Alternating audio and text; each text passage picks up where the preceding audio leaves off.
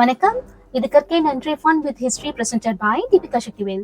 So இன்னைக்கு நம்ம the most unbelievable war in the history, அதாவது உலக வரலாற்றிலேயே நம்ப முடியாத ஒரு போரை பத்தி பார்க்க போறோம். வாங்க நம்ம எபிசோட்குள்ள போலாம். Introducing you the great emu war of 1932. First தடவை கேட்கிறப்போ சரி ஈமோ கோழியை வச்சு சண்டை போட்டிருப்பாங்க போல அப்படின்னு நினைச்சேன். அப்புறம் தான் தெரிஞ்சு கதையே வேறன்னு. கதை கேட்கலாமா? 1932 ஆஸ்திரேலிய மக்கள் ஒரு வினோதமான போர் செஞ்சாங்க. ஆஸ்திரேலியானாலே வெயிலுக்கும் வறட்சிக்கும் பேர் போனது அப்படின்னு நம்ம எல்லாத்துக்குமே தெரியும். அப்படி ஒரு கடுமையான வறட்சியான காலத்தை 1932லயும் ஆஸ்திரேலிய மக்கள் சந்திச்சாங்க. அந்த நேரத்துல பாவம் மக்களுக்கு வறட்சின்னா கோழிங்களுக்கும் வறட்சி தானே. சோ பெரிய பெரிய ஈமு கோழிகள் வயல் அப்புறம் தோட்டத்துக்குள்ள எல்லாம் புகுந்து அட்டகாசம் பண்ணுதுங்க.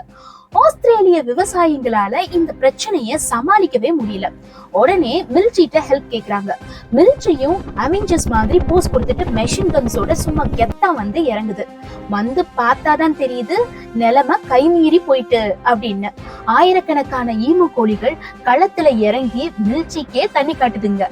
சரி கண்ணை எடுத்து ஒரு ரவுண்டு கட்டலாம் அப்படின்னு நினைக்கிறப்போ ஈமூஸ் புல்லட்டை விட வேகமா பாஞ்சி சும்மா கெத்து காட்டுதுங்க. மிலிட்ரியும் சளைக்காம அட்டம்ப்ட் கொடுக்குது. ஆனா அத்தனை அட்டம்ப்டும் வெயிலு.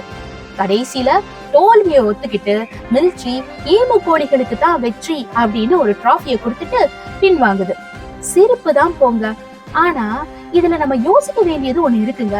இயற்கை நமக்கு ஆட்டம் காட்ட ஆரம்பிச்சிச்சுன்னா நம்ம ஆட்டம் கண்டுருவோம் அப்படிங்கிறதுக்கு இந்த கிரேட் ஈமு வார் ஆஃப் 1932 ஒரு சிறப்பான எக்ஸாம்பிள்.